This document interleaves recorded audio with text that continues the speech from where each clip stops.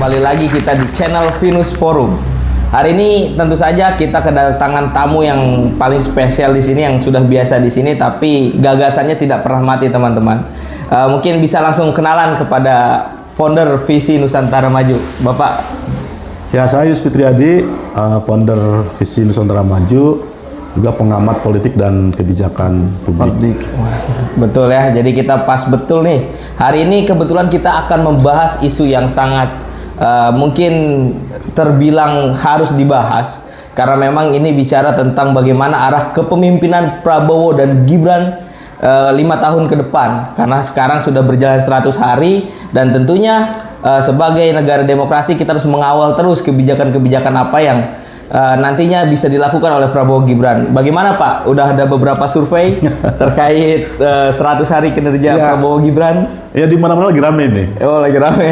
Ya, gerakan teman-teman mahasiswa, para pegiat demokrasi, bahkan juga sangat mungkin ini menjadi sorotan dunia. Karena memang Prabowo kan amat sangat konsen di geopolitik internasional ya. Makanya kan sejak beres dilantik, dia langsung muter-muter keliling dunia dan mengunjungi beberapa negara untuk misi diplomasi. Dan hari ini, tepat pada tanggal 28 Januari 2025, itu 100 hari pemerintahan Prabowo Gibran. Nah, tentu kalau kita bicara kepuasan publik terhadap kinerja atau keyakinan publik terhadap pasangan Prabowo Gibran, apakah akan mampu membawa perbaikan di negeri tercinta ini, ya kita harus berpijak pada hasil rilis beberapa lembaga survei. Yang saya pahami minimal ada 3 lembaga survei yang merilis sampai hari ini. Yang pertama itu jauh sebelum jatuh tempo 28 Januari itu, 100 hari itu Litbang Kompas. Kemudian juga disusul oleh Indikator dan LSI. Nah, tentu ini membuat publik berpartisipasi dalam membangun opini gitu loh melalui lembaga survei tersebut. Nah, kalau kemudian kita lihat dari perspektif lembaga survei Litbang Kompas, itu ada 2 yang disorot. Yang pertama adalah tingkat kepuasan kinerja. Tentu ketika kita bicara tingkat kepuasan kinerja kan tidak hanya sekedar Prabowo Gibran, tapi juga para pembantunya itu menteri di kabinetnya Prabowo Gibran. Nah, itu tingkat kepuasan terhadap kinerja itu tembus di angka 80,9%. Ini saya pikir hasil yang amat sangat luar biasa, melampaui kepuasan kinerja Jokowi dulu, bahkan sampai di periode kedua pun gitu loh. Nah, tingkat keyakinan publik yakin bahwa Prabowo Gibran akan membawa perbaikan dalam beberapa sektor, bahkan semua sektor di aktivitas berbangsa dan bernegara itu sampai 89%. Ini saya pikir angka yang cukup tinggi yang dinyatakan sebagai bentuk apresiasi publik. Namun memang di sana ada klasifikasi yang saya pikir juga penting untuk menjadi pemahaman publik dan juga para pemangku kebijakan. Kebijakan Prabowo di 100 hari itu misalnya seperti PPN 12%, kemudian juga pemangkasan beberapa program kementerian seperti program-program yang tidak prioritas, misalnya acara-acara seremonial, kemudian perjalanan dinas, kemudian kebijakan juga makan bergizi gratis. Itu yang saya pikir juga cukup menghebohkan ya, walaupun faktanya hanya berapa persen dari seluruh target yang akan menjadi objek dari makan bergizi gratis, tapi opini yang ada di masyarakat cukup luar biasa. Nah, kemudian kebijakan lain juga terkait dengan pemberantasan korupsi, gitu loh. Dan saya pikir ini juga sekarang lagi gencar-gencar Prabowo. Nah, namun ketika kita kemudian bicara hasil survei, justru yang tertinggi adalah politik dan hukum, gitu loh. Bukan makanan gratis, gitu loh. Bukan penegakan hukum, juga bukan ekonomi, gitu loh. Tapi politik dan hukum yang paling tinggi. Paling tinggi. Itu 85%. Oh. Nah, artinya publik percaya terhadap kinerja yang sudah dilakukan Prabowo terkait dengan politik hukum. Apa sih indikatornya?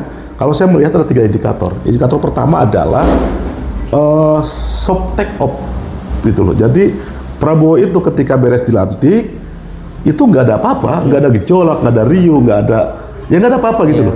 Termasuk misalnya 1 hari setelah itu dia langsung melantik menteri dan wakil menteri serta beberapa kepala-kepala bidang misalnya. Yaitu clear gitu loh. Secepat itu. Artinya berarti emang soft take off gitu loh. Di situ kemudian publik melihat bahwa wah ini jalannya nih mulus nih. Iya. Nah, yang kedua, ini juga terjadi politik akomodatif yang luar biasa. Hampir semua ketua partai itu jadi Menko. Iya. Nah, ini juga saya pikir sangat mungkin publik konstituen partai politik itu melihat ini Prabowo Gibran ini akan mengakomodir semua kepentingan. Gitu loh. Ya walaupun di situ terjadi perdebatan antara konsistensi komitmen janji Prabowo dengan praktek dalam implementasi pengangkatan menteri itu. Dulu Prabowo misalnya bilang, ataupun banyak aktor-aktor politik bilang, termasuk dari beberapa partai Gerindra misalnya, pola yang akan digunakan, pendekatan yang akan digunakan dalam pengangkatan menteri itu menggunakan pendekatan Zaken, di mana akan banyak profesional dibandingkan dengan politisi. Faktanya nggak ada. Gitu loh. Faktanya nggak ada. Tapi sangat mungkin justru ini yang diapresiasi oleh publik. Karena mengakomodir semua kepentingan dan hampir semua ketua partai dijadikan Menko. Saya pikir baru terjadi juga pada era ini. Nah, ini yang kemudian nggak ada gonjangannya sehingga soft take off gitu loh. Iya, mulus-mulus aja gitu. Mulus-mulus aja. Gitu loh, lancar-lancar aja. Kan gitu. Padahal kan ketika di awal-awal, terutama pada Pilpres, itu kan cukup pada masa pemilihan itu riuh banget, Pak. Dan indikator yang ketiga dalam konteks politik dan hukum, nah saya pikir di era Prabowo awal ini, hari ini banyak kasus hukum yang kembali diungkap. Minimal ada 3. Yang pertama misalnya terkait dengan kasus Harun Masihu, itu kan kasus tahun 2020. Hari ini diungkap kembali gitu. Betul. Ini saya pikir seperti apa konsepnya, kan gitu kira-kira kan. Tapi publik hanya melihat itu gitu loh. Iya, betul. Atau misalnya kasus IKTP yang buron sudah zaman Setia Novanto. Kamu belum masuk kuliah waktu itu kan? Belum masuk. Kapan tahu kan gitu kira-kira. Kapan tahu. Nah, sekarang kemudian diungkap kembali. Tiba-tiba buron Panus itu terungkap. Iya, benar. Gitu loh. Ya termasuk misalnya pagar laut, itu terjadi kapan? Iya, betul. Itu sudah tahun yang udah berapa tahun yang lalu gitu loh. 30 km itu bukan ya kan nggak mungkin kayak Sangkuriang kan gitu. Iya, sehari semalam.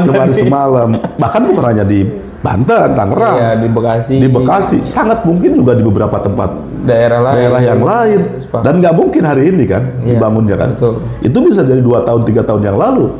Kan gitu kira-kira kan. Bisa. Nah, bahkan sertifikat HGU-nya itu keluar kan 2-3 tahun yang lalu. Nah, kok diungkap hari ini? Menarik gitu loh. Nah, saya pikir menarik. Tapi satu hal yang menjadi pertanyaan kunci dalam konteks penegakan hukum di era Prabowo ini, ini adalah Tanus yang sudah buronan sekian tahun lalu bisa temukan kok. Tapi kenapa Harun Masihu enggak? Nah, itu yang jadi pertanyaan. Nah, itu artinya, tapi publik nggak melihat itu. Nggak melihat itu. Itu loh. Ya, publik nggak melihat itu, tapi melihat bahwa bagaimana opini yang dikembangkan Prabowo dia cukup kuat untuk pemberantasan korupsi dalam perspektif penegakan hukum. Kan gitu. Nah, justru kalau kita bicara makan siang gratis, itu berada di urutan nomor 2, 83%. 83%. Kesejahteraan sosial itu. Nah, Nah, padahal ini yang merupakan program unggulan, program utama, iya. gitu, prioritas Prabowo, tapi tidak masuk urutan Ke pertama, gitu, tapi itu urutan kedua. Nah, saya pikir ini juga penting untuk menjadi fokus perhatian dari Prabowo. Apakah kemudian nggak ngimpact makanan terhadap ukuran kinerja yang dipandang oleh masyarakat. Baru yang ketiga itu ekonomi. Nah, ekonomi baru muncul kan setelah survei-survei jalan, baru kemudian ada kebijakan pemangkasan berbagai macam program-program yang tidak prioritas, terutama perjalanan dinas, kemudian acara-acara seremonial, seminar. Ini saya pikir ini yang muncul belakangan. Dan yang terakhir itu HAM. Nah, HAM ini yang paling bawah. Ini paling bawah Ya. HAM nih. Ya karena memang tidak muncul kasus Munir. Iya, betul. Tidak diangkat kembali September Hitam itu semuanya belum nggak diangkat kembali. gitu loh. Kemudian kasus Rempang nggak diangkat. Iya, nggak diangkat Rempang. Ya mungkin juga kasus-kasus yang lain gitu. Betul. Padahal itu juga kasus lama. Iya. Gitu Kenapa loh. nggak diangkat kembali? Nah, kenapa nggak diangkat kembali? Bahkan ada cuitan tuh Pak Yusril kalau nggak salah pada saat itu ketika ditanya terkait kasus ini akan dilanjutkan atau enggak, malah jawabannya tidak usah bahas masa lalu. Iya, termasuk tahun 98. Itu Trisakti dan macam-macam. Nah, sehingga mungkin disinilah publik melihat bahwa emang Prabowo tidak begitu aware terhadap isu-isu hak asasi manusia, sehingga dia mendapatkan urutan terakhir. Nah, kira-kira begitu kalau dalam konteks hasil survei itu. Tapi ini semakin menarik gitu ya Pak, karena memang 100 hari ini kan kita juga melihat gitu kinerja Prabowo yang tadi sudah disurvei, kepuasan masyarakat segala macam. Tapi ada beberapa part Pak yang sepertinya pemerintah ini agenda settingnya cukup bagus gitu Pak. Ini perspektif saya ya Pak ya. Kayak dimulai dari misalkan Hari Pendidikan kemarin itu diperlihatkan cukup meriah. Ya, bagaimana Menteri Pendidikan mengundang guru-guru, memberikan hadiah kepada guru. Lalu juga polemik yang terjadi ketika PPN 12%. Sebelumnya Menku kan mencetuskan terlebih dahulu sampai pada akhirnya di penghujung tahun berganti ternyata tidak jadi naik. Nah, kira-kira ini sebenarnya apa yang sedang dilakukan pemerintah Prabowo gitu Pak untuk mengambil hati masyarakat kah, atau menurut Bapak emang ya sudah pada jalannya pemerintah hari ini sudah menuju 100 hari ini ke depan tuh sudah baik gitu?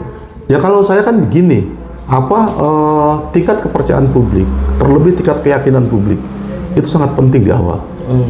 Jadi ketika masyarakat sudah tidak yakin, nggak yakin lah Prabowo akan membawa perbaikan terhadap Republik ini, atau saya nggak percaya terhadap kerja-kerja para menterinya, ya itu akan menjadi stigma buruk di awal. Nah, itu yang kemudian sering kita sebut hard take off.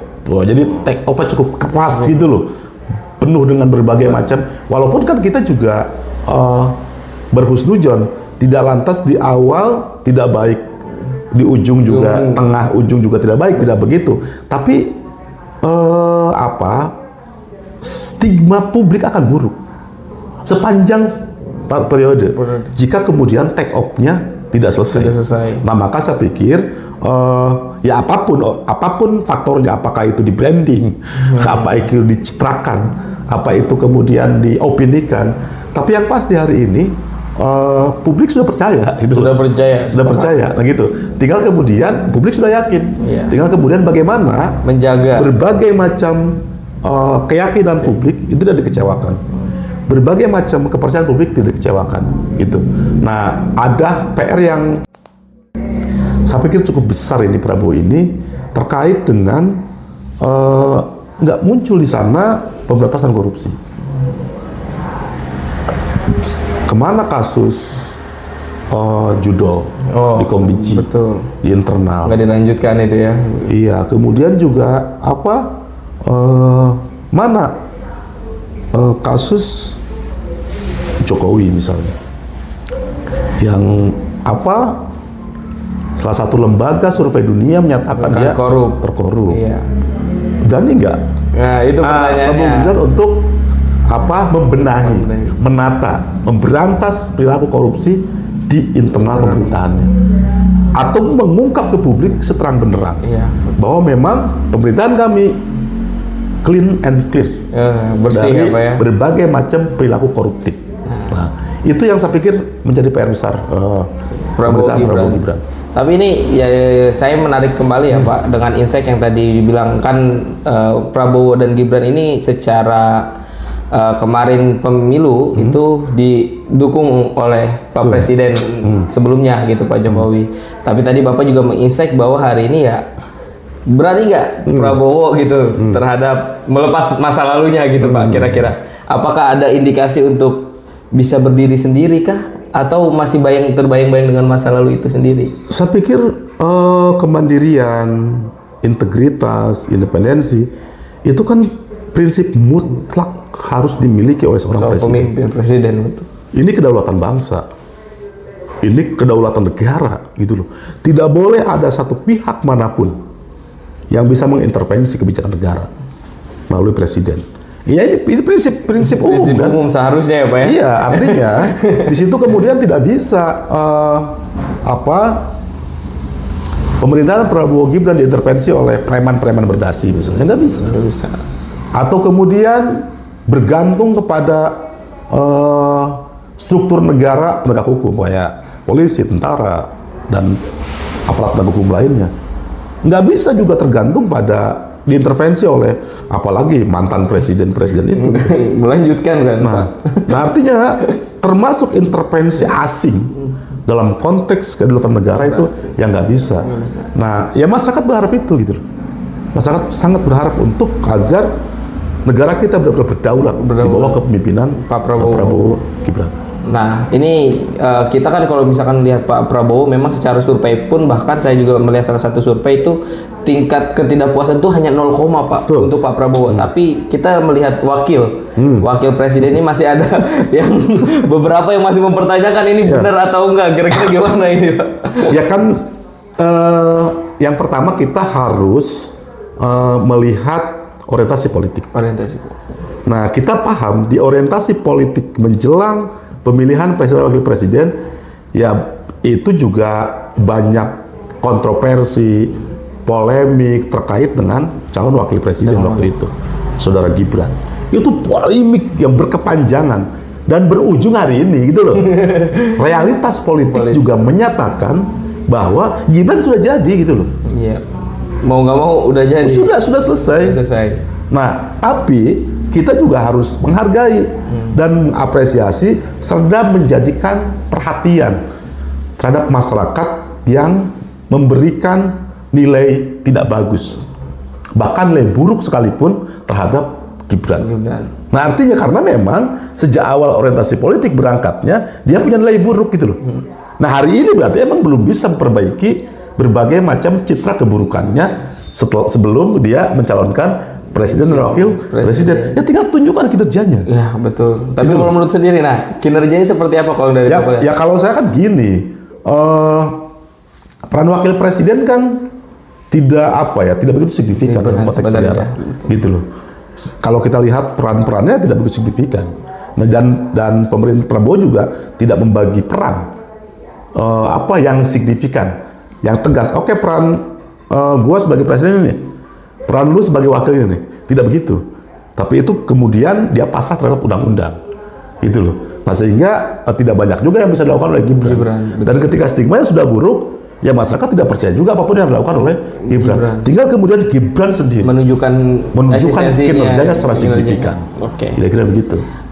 Nah terus kan kita juga sebagai masyarakat ya Pak ya, tentunya karena kita sudah menilai, tentu nilai ini harus terus dijaga. Kita sudah memberikan penilaian publik terhadap Pak Prabowo, tentunya ke depan juga kita, masyarakat kita mungkin harus bisa lebih cerdas gitu Pak dalam mengawal kebijakan-kebijakan yang ada, karena beberapa polemik yang terjadi sebelum 100 hari ini kayak PPN 12% itu riuh di masyarakat ya kan, semua viral segala macam sampai pada akhirnya tidak dijadikan keputusan itu, kebijakan itu. Nah, menurut Bapak bagaimana nih fungsi masyarakat ke depan untuk mengawal Prabowo Gibran?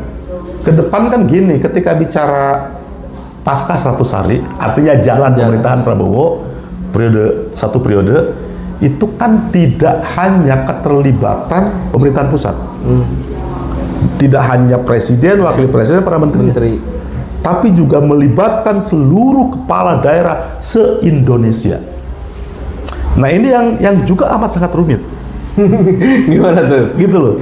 Artinya ketika 100 hari ukurnya relatif gampang karena memang yang diukur cuma pemerintahan pusat. Gitu karena Prabowo Gibran para menteri. Nah sekarang kemudian harus melibatkan seluruh kepala daerah seluruh Indonesia, baik gubernur maupun bupati atau wali kota. Nah maka saya pikir penting untuk gubernur, bupati, wali kota pun itu soft take off. Bila perlu best take off, gitu loh. Ya, sepertinya Prabowo gitu loh. Iya, betul. Agar publik seluruh Indonesia juga yakin percaya ya bahwa kepala daerah kami, bupati kami, wali kota kami itu bisa linier dengan kebijakan Prabowo, bisa mengimbangi dengan berbagai macam kinerja Prabowo dan bisa mensupport full berbagai macam kebijakan Prabowo. Dan ini harus menjadi perhatian bagi seluruh gubernur, seluruh bupati dan seluruh wali kota, dan itu harus memberikan gambaran yang sama terkait dengan 100 hari ini. Kalau tidak, ya karena emang kinerja itu kan seluruh Indonesia, ya, tidak bisa kemudian hanya di pemerintahan pusat, sehingga nanti di pusat lari, ketika di bawah kemudian ngos-ngosan, ya akan buruk citranya karena publik, rakyat, kesejahteraan, kemakmuran, pemerataan bukan di elit, tapi yang dirasakan adalah di akar rumput. Dan yang ngurus kepala daerah bukan Prabowo Gibran. Betul Pak. Jadi memang harus ada keseimbangan gitu ya Pak ya, di antara pemerintah pusat juga di bawahnya gitu. Nah mungkin terakhir nih Pak ya, pertama tadi pesan untuk masyarakat, yang kedua mungkin kata-kata terakhir untuk Pak Bo Gibran ke depan. Nah saya pikir yang pertama terkait dengan apa yang kemudian harus menjadi prioritas dilakukan oleh pemerintah Pak Prabowo Gibran, menyamakan persepsi dengan kepala daerah yang akan dilantik, baik yang tanggal 7 maupun yang pasca keputusan MK. Yaitu bagaimana, walaupun saya lihat Prabowo sudah juga mulai mengumpulkan berbagai macam kepala daerah untuk menyamakan persepsi. Namun yang kedua adalah diperkuat visi pemberantasan korupsi. Gitu loh. Dan di daerah itu, baik di provinsi, kabupaten, kota, amat sangat banyak indikasinya terkait dengan perilaku korupsi, baik yang kecil maupun yang besar. Nah, jika kemudian ini tidak menjadi perhatian Prabowo Gibran, maka akan menjadi presiden buruk dalam perjalanan satu periode. Yang ketiga, dibereskan di internal. Internal tuh yang pasti. Jangan sampai kemudian isu-isu korupsi segala macam itu muncul. Dan Prabowo harus berani memecat jika kemudian ada pembantunya, para menterinya berulah. Jangan sampai ini menjadi citra buruk bagi kepemimpinan Prabowo Gibran. Begitupun kepada publik, saya pikir penting, kekuatan publik adalah kekuatan yang berdaulat. Kekuatan publik adalah kekuatan yang mandiri. Dan kekuatan publik adalah kekuatan yang berdaya. Maka saya pikir penting untuk seluruh publik di seluruh Indonesia, dari semua elemen, mahasiswa, buruh, tani, akademisi, insan pers, saya pikir untuk kembali memasang mata, memasang telinga, mengangkat tinggi-tinggi berbagai macam isu-isu sosial tengah-tengah masyarakat. Dan saya berharap pasangan Prabowo Gibran akan aware terhadap berbagai macam aduan-aduan, fenomena-fenomena yang terjadi di masyarakat. Dan saya harus catatan lagi, jangan sampai kemudian stigma buruk yang selama ini melekat di Republik Indonesia ini, no viral, no justice, itu menjadi tradisi. Kalau tidak viral, disembunyikan kasus itu. Kalau setelah viral, baru kemudian semua aparat hukum kebakaran jenggot. Nah, saya pikir ini yang penting diperhatikan oleh kabinet kepemimpinan Prabowo dan Gibran. Oke, baik. Sangat menarik pembahasan hari ini teman-teman, karena dengan semangat Pak Ius Fitriadi dengan juga pemberian makna yang juga dilontarkan tadi terkait bagaimana kinerja Pak Prabowo ke depan, kita harap negara ini akan terus menjadi negara yang lebih maju ya Pak ya. Tentunya di tangan Prabowo dan Gibran kita berharap banyak ya kan. Dan lagi insight yang utama di Pak Ius bilang bahwa kepala daerah juga harus terlibat aktif dalam prosesi kemajuan negara ini. Dan jangan lupa sebagai masyarakat cerdas dan juga berdaya, kita juga harus memperhatikan isu-isu yang terdekat yang ada di lingkungan kita semuanya. Mungkin itu aja. Jangan lupa subscribe, follow, like, and share. Mungkin itu aja dari saya. Terima kasih kawan-kawan. Siapa?